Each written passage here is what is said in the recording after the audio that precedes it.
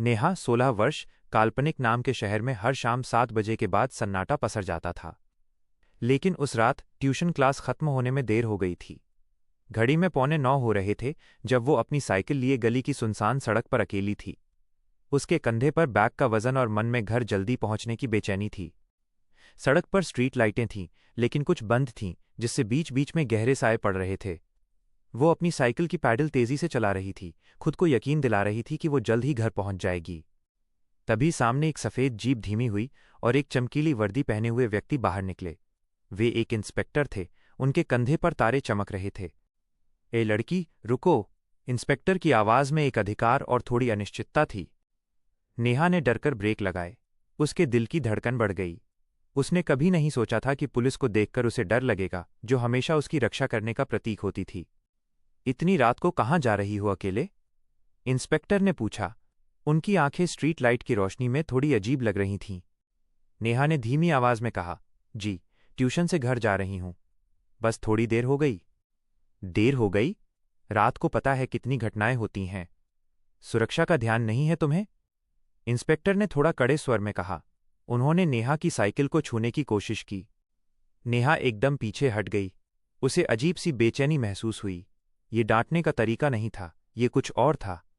उसके दिमाग में तुरंत उसके स्कूल में सिखाई गई बातें गूंजीं, माइनस सुरक्षित दूरी बनाए रखना। डरते हुए भी नेहा ने हिम्मत जुटाई।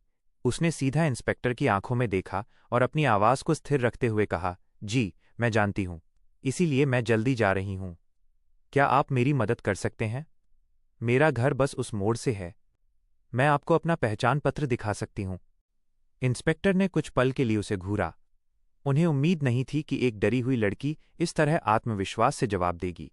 उनके चेहरे पर आई अजीब मुस्कान फीकी पड़ गई। शायद उन्हें लगा था कि वो आसानी से डर जाएगी और स्थिति का फायदा उठाया जा सकता है। तभी एक मोटरसाइकिल ने दूसरी तरफ से हॉर्न बजाया और गुजर गई।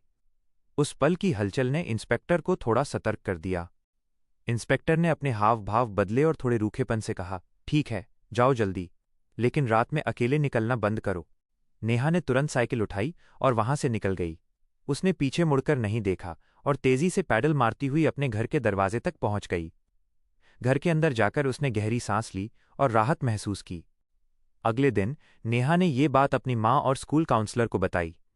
स्कूल काउंसलर ने उसे समझाया कि वर्दी सम्मान का प्रतीक है, डर का नहीं, और किसी भी अनुचित व्यवहार की तुरंत रिपोर्ट करनी चाहिए। उन्होंने ये भी बताया कि बड़ों, खासकर पुलिस अधिकारियों पर बच्चों की सुरक्षा की जिम्मेदारी सबसे अधिक होती है और उन्हें हमेशा सुरक्षित महसूस कराना चाहिए।